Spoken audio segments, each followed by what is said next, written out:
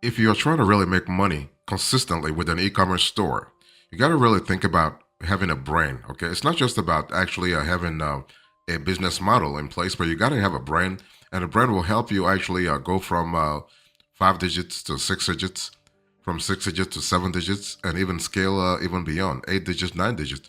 The sky is the limit, but you got to have a brand, and the reason is that the brand will actually help you differentiate yourself in a very crowded market. Okay, so let me first talk about what an e-commerce brand really stands for.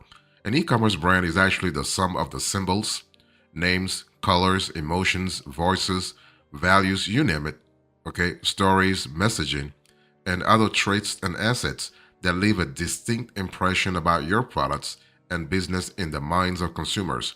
So this is really how do I call it? Let's say it's not it's more intangible. Okay, a brand is something more ethereal if you want to think about that way. So more than just your logos and fonts, an e-commerce brand is how your market, your target audience, okay, identifies and connect with your business and products. Okay, so building an e-commerce brand beyond the things you sell makes actually growing your business easier on the whole, because customer acquisition becomes cheaper as more people trust, love, and advocate for your business. Customer retention is stronger, right? Because customers become loyal to your brand. Co-marketing and influencer partnerships come to you as your own brand equity becomes an incentive for partners. Okay, and also press coverage becomes easier to win and ship with a brand story for audiences to latch onto. And search engine optimization captures more branded search as people discover your business through, let's say, a word of mouth or brand recall after seeing an ad, right?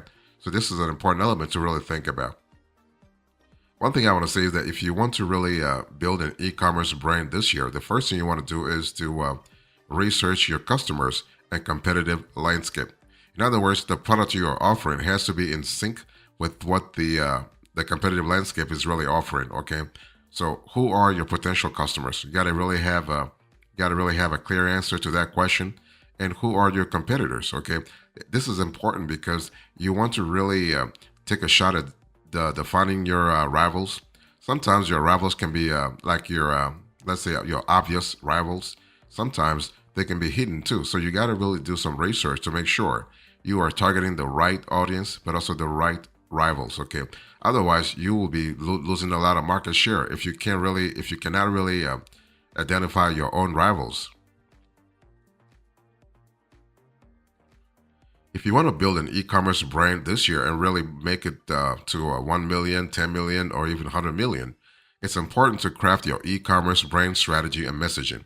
What I'm trying to say here is that if you do not actually plan stuff, you are really planning to fail. Okay, you know the whole saying: if you don't plan your goals, that you really are not going to really reach them real fast. Okay, so your e-commerce brand strategy and messaging is really important. Okay, messaging reinforces both your competitive advantage and what sets your products apart in a manner that resonates with customers.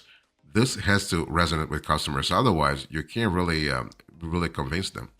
And the brand strategy has to revolve around things like product attributes, product benefits, emotional benefits.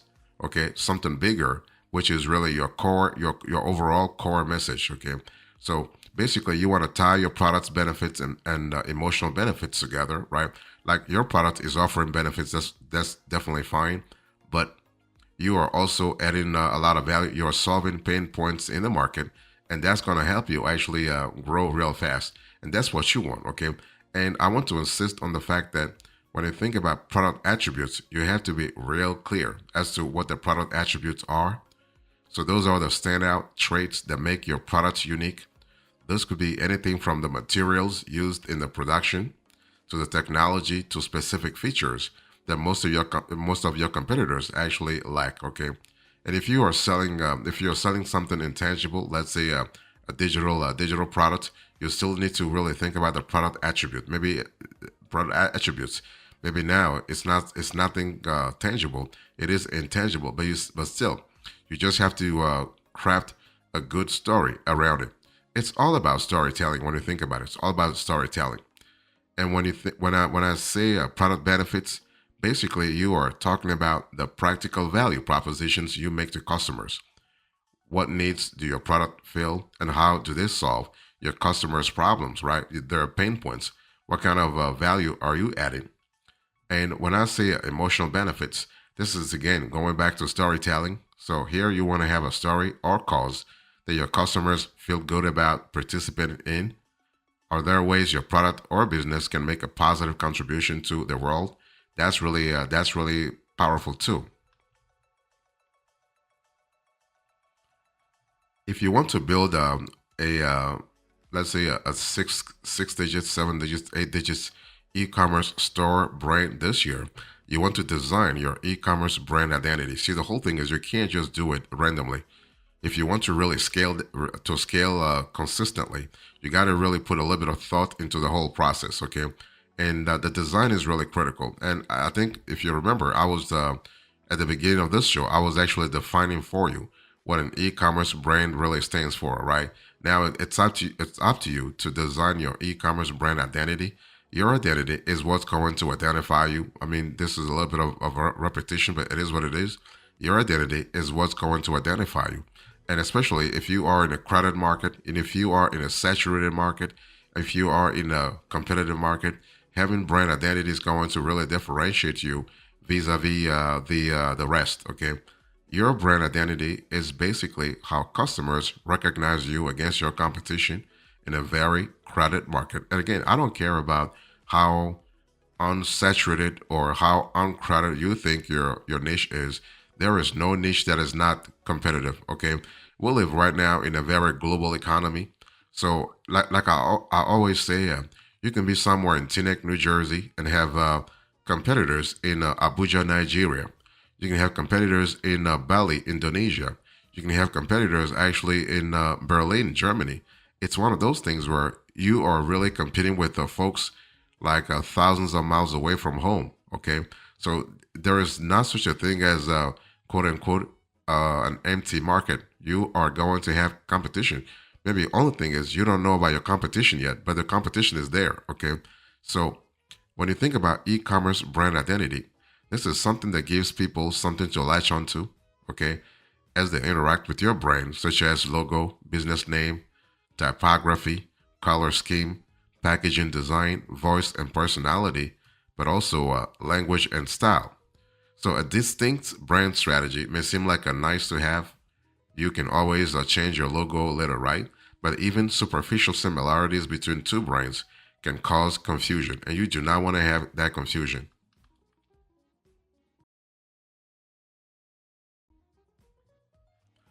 The next thing you want to do if you are trying to really build a brand this year is to apply your brand consistently across your business.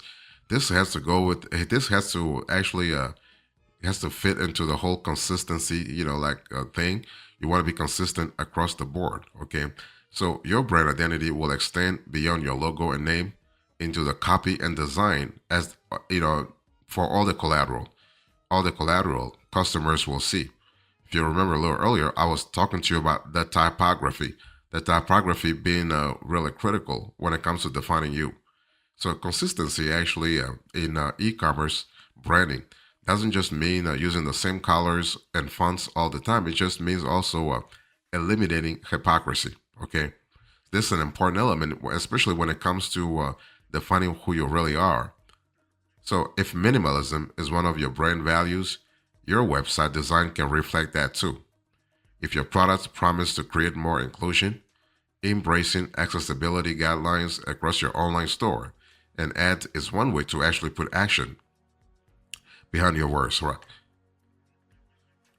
I want to talk to you about design, but also copywriting. So if you think about design, for instance, okay, it's important to understand that design is going to really epitomize your strategy to stand out in a very crowded market, but also you want to really pay attention to things like colors, okay? Because colors actually will have a key role when it comes to, let's say, showing whether your brand has a welcoming tone, for instance, or quote unquote an aggressive tone. Again, it's not about how you think about it; it's how customers are perceiving the kind of message you're sending through your brand, right? So it's important to pay attention to colors, pay attention to the kind of message, the kind of let's say subliminal, if you will, subliminal messages you're sending through your message. Okay, through your brain. Are you sending any message around sustainability, around inclusivity? Okay, so that's for the design. Now I want to talk to you about copywriting. So the brain actually, your brain has to really uh, has to have content that is in sync with the tone, with the style that you have, your brain style. For instance, if your brain actually has a conversational style across multiple platforms, the copywriting process that you have has to have that conversational style too. Okay, you can't have a quote unquote. This is an example though. You can't have an academic style on one platform and have another style on another platform. No, it has to be consistent across the board, especially if you want to really make sure that customers can really identify your brand real fast, and you want customers to identify your brand real fast. If you are trying to really build an e-commerce brand this year, you want to really think about brand equity. This is actually something that not a lot of entrepreneurs pay attention to, because everybody thinks that brand actually has to be monetized. I mean, of course, it has to be monetized, but it's not just about the quantitative aspects of brand building. You also got to think about the qualitative aspects. Okay, so you have quality and you have quantity. Okay, numbers are important. Okay, but you also got to think about the quality. So what I'm trying to say here is that an e-commerce company's brand equity, not unlike equity in a financial sense, is actually the sum total of the brand's assets and liabilities, both tangible and intangible. So, accept equity for a brand is measured in its perceived power, value, and ability to command its price in the market. Let me give you an example. If you think about Apple, anytime Apple comes with a product, you know they have built brand equity already over the years, and this is not something you can do overnight. Okay, so when Apple is charging, let's say, a smartphone at $1,000, people are gonna buy it because they trust Apple. Apple has been around for many years, coming with very successful, high quality products, and people actually are willing to pay that much because of the perceived value. Same thing with Samsung. If they're charging that much, it's because of the perceived value. Now, newer brands, newer smartphone brands, they do not charge that much because they are trying to really penetrate the market, and they haven't built brand equity yet. But I'm pretty sure once they have built brand equity, they will start charging that much too. Okay, it's all about monetizing the years and years and years of marketing efforts. So brand equity is the reason word of mouth referrals spread. Customers rush to defend a brand when it's under fire. Press coverage about a business contributes to the brand, and people rave about brands on social media and in private conversations. Okay, so naturally, marketing and customer experience are key drivers of brand equity. So content marketing educates your target audience and helps you grow a following on social media, from Facebook to Instagram to Pinterest to Snapchat to Twitter, now called X, to YouTube. SEO gets you more discoverability. Advertising pushes your messaging into the market. Email marketing nurtures customer loyalty through discounts, updates, and rewards. Strategic partnerships let you borrow the equity of other established brands.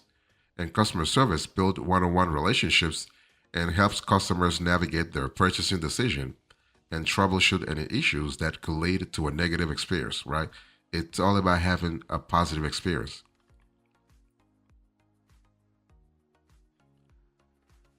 If you want to build a brand, a 6 digit, 7 digits, 8 digits brand this year, you want to grow a community around your brand.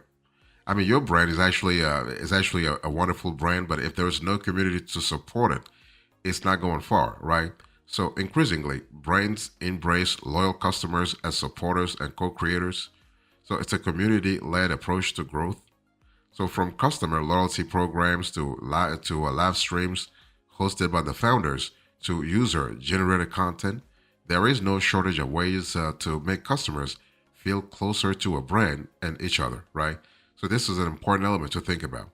So as powerful an asset a community is for an e-commerce brand, authenticity is really an essential aspect of it that's very difficult to nail, especially if you are trying to build a long lasting brand. Okay, think about being authentic. Okay, think about sticking to the values that have actually that have let's say underscored. Okay, underpinned your brand over the years. This has to go back to your brand story, and your brand story must tie into the kind of strategy you currently have. The next thing you want to do is to actually make it a lifestyle, not just a brand. Okay, and so if you are trying to build a scalable e-commerce brand, think of it as a lifestyle. Not every e-commerce brand can create a successful lifestyle brand, but the ones that do become integrated into the lives of customers and also generate demand by showing products in action through photos, videos, and other media. So this is important because this is how you are going to get into your customers' lives, and if you're able to be part of their lives, that's really way better. Okay, this is really solid in terms of structuring the relationship between your customers and yourself. Okay, so this is important. So everybody has a lifestyle, even those who are not into fashion, they have a lifestyle too. Not having a fashion routine is also a fashion routine by itself. Okay, so everybody has a lifestyle, and everybody loves having a lifestyle. That's what defines them. So if you have a lifestyle, and they like your lifestyle, they will embrace you.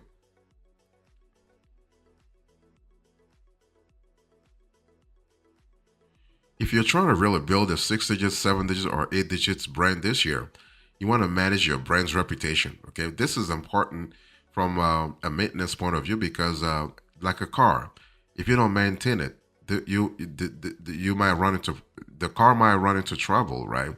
And it's one of those things where you have to really understand that social listening is going to help your brand actually grow real fast. At the end of the day, your reputation is your brand and becomes more important to monitor as you grow. So a single negative comment about a customer's experience with your brand left unresolved can really sour your reputation in the entire discussion, right? So you want to proactively manage your brand's reputation, which means what? It means that you are monitoring all the places where people talk about your brand, responding to negative reviews, and nurturing goodwill from positive ones. Okay. So some key places to monitor beyond your own channels and website include Trustpilot. You can claim your business profile and get basic monitoring features for free. You have Reddit. You have Twitter, now called X. You have Google Alerts for your online business and Google Business Profile for retail locations and any online marketplaces you sell on, like Etsy, eBay, or Amazon. So as your brand grows, you might notice more branded searches in the form of brand plus reviews. Okay, so that it's important to really understand that it's just because people are interested in your brand. And the last thing you want to do is to evolve your e-commerce brand over time. Your e-commerce brand is a living asset that will develop as you update your messaging, refresh your visual identity, or even pivot to other markets. So, from changes in strategy to a new products and customer segments, your brand will evolve as your business grows. Okay.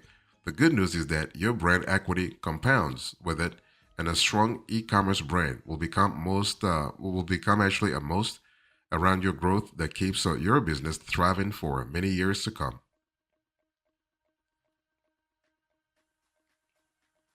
So, in conclusion to this conversation, I shared with you how to build a brand this year and really make it to maybe 6 digits, 7 digits, or 8 digits. Okay. And so I explained what a brand really is and also the steps you need to take into account if you want to really reach your goal. Thank you so much. God bless you. I will see you next time. Until then, remember, stay marvelous.